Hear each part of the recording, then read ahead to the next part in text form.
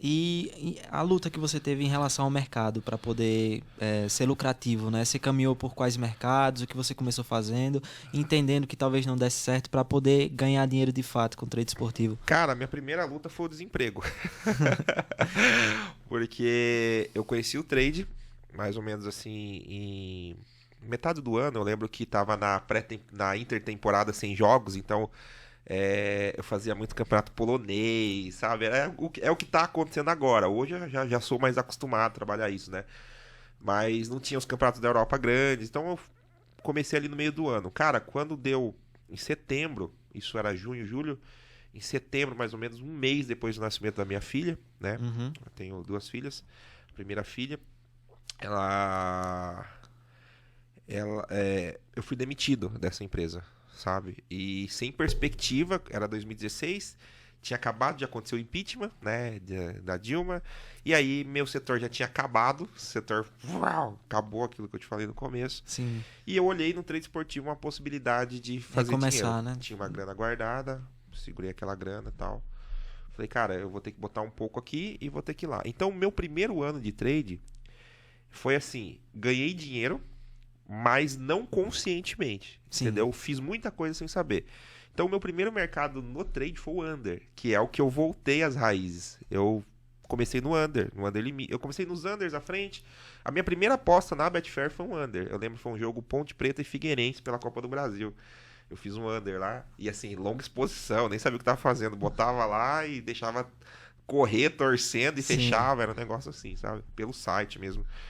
E, cara, o under, ele é um mercado que ele paga muito. Ele é o mercado da Betfair que ele mais paga o under limit, né? Então ele é um mercado que ele é o mais agressivo, porque toda vez que você perde 100% do que tá no Sim. mercado. Só que quando ele paga muito também.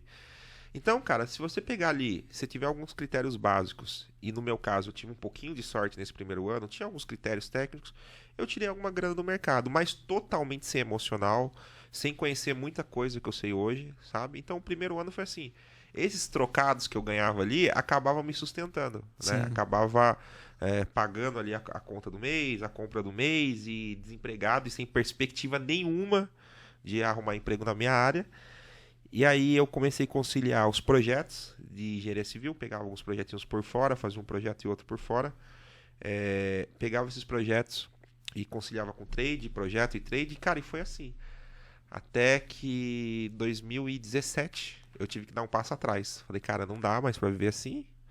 Tava afetando o meu emocional no mercado. Fazendo uns bicos e fazendo trade esportivo da Sim, forma como você fazia, né? exatamente. Eu já tinha migrado para as match shots, né? Já tinha ido para o mercado do jogo, né? As probabilidades, resultado final, acho que o pessoal chama. Um X2. Um X2 também, né? Para quem é apostador. Cara, fui para esse mercado, mas eu percebi que eu precisava dar um passo atrás, voltar para o mercado de trabalho.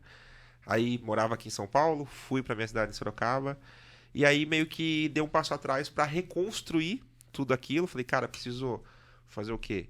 Ganhar emocional, preciso trabalhar, preciso ter um salário fixo novamente. Então, até uma dica aí que eu falo pra galera que tá me ouvindo: você pode ser um momento que você esteja passando, porque assim, quando você trabalha com investimento, quando você trabalha com as apostas, existe uma parte mágica da parada. Existe. Que só depende de você. Entendeu? Sim. Então eu falo, cara, o trade e as apostas, eu nem gosto tanto assim dessa palavra meritocracia, porque eu acho que ela é usada de muitas formas erradas. Mas dentro das apostas é a palavra-chave que impera, porque você tem que merecer. Se você não merecer, cara, você pode até ter sorte. Você pode ter sorte hoje, amanhã, depois de amanhã, mas no longo prazo é o Vai se teu anular, né? a sorte e o azar vai te anular. Então, por exemplo, você pode não ser um bom estudioso, não ser um bom operador, não ser um bom trader, não ser um bom apostador, não ter controle emocional, não ter gestão de banca, não correr atrás de conhecimento. Você pode ser lucrativo 6 meses, cara. Porque às vezes as runs positivas elas acontecem no longo prazo. Só que se você não merecer aquela grana, ele não vai vir. E aí você chega aqui com um monte de promessa, você vê dinheiro entrando, porque, cara, às vezes você faz lá uma bet, faz uma aposta, você entra no mercado, você faz trade e o dinheiro tá entrando. Você fala, cara, só depende de mim. Só que às vezes você ainda não tem o principal, que é o que? A tranquilidade, o emocional, para aguentar as pancadas que o mercado vai te dar. E eu vou falar aqui pra galera que tá me ouvindo, o mercado vai te dar pancada. Principalmente se você não tiver estruturado, né? Com a base de emocional boa, preparada, de experiência e também financeira, para poder aguentar perder dinheiro. E eu percebi que eu não tinha essa base emocional nenhuma, né? Tava ali há 2 anos, já 2 anos e meio ali. E, cara, sempre no fio da navalha, entendeu? Tirando do mercado e sobrevivendo. Tirando do mercado e sobrevivendo. Uma pressão enorme nas costas. Uma pressão enorme, cara. É assim, porque... Obviamente que hoje eu tenho até uma opinião que eu formei recentemente, que eu falei assim, cara, bad run não existe. O que existe é a incompetência sua, entendeu? Porque, cara, o lucro e o prejuízo, eles vão se anular. Agora Sim. O cara fala, pô, eu tô negativo no trade há 5 meses. Cara, é incompetência sua. E eu já passei por períodos que eu já fiquei muito negativo, assim, no começo do ano mesmo, eu passei por um período bem forte, negativo, conversando muito com o meu amigo Wagner, o Wagner Daronco, inclusive. Cara, eu comecei a estudar o que eu tava fazendo no mercado. Eu falei, cara, o problema sou eu, não é o mercado. Verdade, cara, porque assim, muita gente coloca a culpa na variância, né? Pega uma sequência ruim e aí, às vezes, o cara tilta e fica filtrando muito as entradas, não toma a decisão que era pra tomar e não consegue sair daquele buraco. E aí fica colocando a culpa na bad run. É culpa da bad run e não sua. Eu acho que depois de um tempo, o ego do apostador ele cresce muito, principalmente depois que você é lucrativo. Então, a gente tem um ego muito forte perante o mercado, saca? Então, você às vezes não quer assumir que, por exemplo, a gente que é trader, né, que trabalha Sim.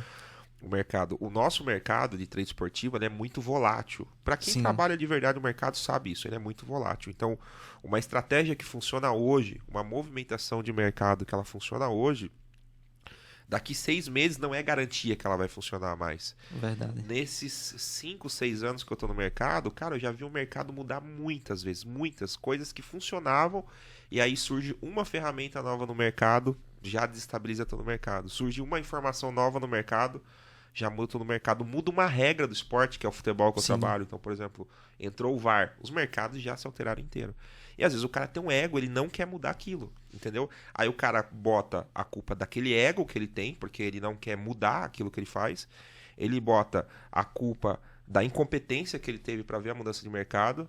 Enfim, vários fatores, entendeu? O comodismo que você cria também, Sim, sobre com certeza. determinada estratégia que você tem. O mercado vai e você ficou, e aí você fala, não, é bad run, não é. Aí quando você para analisar, você fala, cara, é incompetência da minha parte. Então, juntou tudo isso, né, ali nesses 2 primeiros anos. A pressão psicológica, acho que é a pior de todas, a questão financeira. E eu falei, cara, eu vou ter que dar um passo atrás. Então, até recapitulando o que eu tava falando, cara, eu acho que para quem tá passando por isso, não é feio, não é vergonhoso você dar um passo atrás. Porque o mundo das apostas, ele é mágico, ele é bonito, cara. Porra, é muito legal, cara. Eu falo, o maior valor que você pode extrair do mercado não é a grana, é a liberdade. Qualquer coisa que te dê liberdade hoje, no tempo que a gente vive, é muito bom. Então, às vezes eu reclamo um pouquinho e falo, cara, poderia estar no nível acima, no nível abaixo, poderia, sei lá, várias reclamações que a gente tem como eternos reclamantes que nós somos da nossa geração.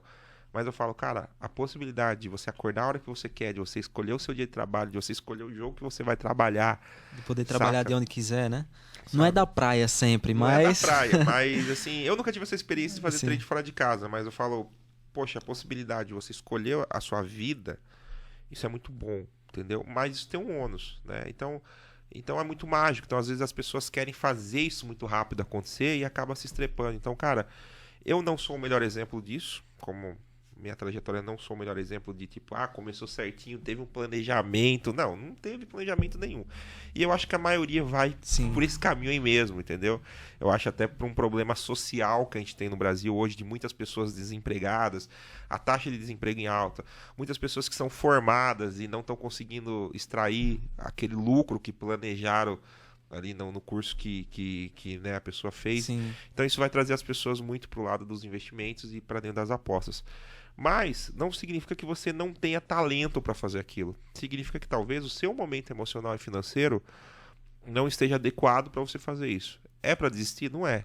mas dá um passo atrás, volta, não é feio pra ninguém. Com sacou? certeza. Muita gente coloca o problema na banca, por exemplo. Minha banca é pequena, como é que eu vou viver disso aqui? Sim. Só que às vezes precisa corrigir uma coisa lá atrás, né? Ter uma base emocional, ter uma estrutura também para poder viver disso. E hoje eu falo, cara, banca não é problema. Principalmente, por exemplo, da forma que eu trabalho hoje, né? Eu trabalho com pouco dinheiro no mercado. E com pouco dinheiro no mercado eu consigo fazer muito. E não só eu, mas as pessoas que trabalham comigo. A gente trabalha ao limite. E o limite nem é um mercado que comporta grandes stakes, né? Então, com pouco você consegue fazer muito. Então, eu acho que eu sou a prova viva e tem muitas pessoas que trabalham hoje comigo que são a prova viva disso. Que com pouco dinheiro você consegue fazer muito dinheiro. Só que é o quê? Tem duas coisas que você vai precisar, que é conhecimento. Então, até falo que as pessoas hoje endeusam muito o controle emocional. Eu acho Sim. que o controle emocional é muito importante. Ele vai ser um pilar muito forte para você aqui dentro das apostas, mas ele não é tudo. Porque quando você chega aqui, os caras falam, tenha controle emocional, tenha controle emocional. Controle emocional sobre o quê? Se você nem sabe o que tem para fazer. Eu acredito que é uma coisa Tá que se ligado? aprende, né, ao longo do tempo. Então, quando você busca o conhecimento, aí você consegue ter controle emocional. Por quê? Porque, por exemplo, você trabalhou 10 jogos e desses 10 jogos você terminou 9 negativos, o seu conhecimento vai dizer para você se aqueles 9 jogos foram cagadas suas, erros estratégicos seu ou uma variância negativa, sacou? Sim. Aí sim você vai começar a ter o controle emocional. Por quê? Porque daí você sabe que num volume de 100 jogos, de 100 mercados, 200, 300 mercados, você fala, não, é o longo prazo, isso daqui foi uma pequena variância negativa aqui dentro de 300, 400 mercados, que para quem é trader, isso é um número tranquilo de se fazer, tá? Até vou falar que se o seu trader favorito fala que ele trabalha 10 jogos por mês, provavelmente ele tá mentindo para você, porque o trade esportivo precisa de volume, né? Você precisa sentar a bunda ali e fazer, cara. Entendeu? O cara que fala assim, eu trabalho 2 jogos por mês. Meu, esse cara tá mentindo para você de alguma forma. Então, a gente que é trader, a gente precisa do conhecimento. Então, eu falo para você, busca o conhecimento e aí o controle emocional vai se desenvolvendo. Então, são duas coisas que você vai precisar. O conhecimento e a disposição para fazer acontecer, tá ligado?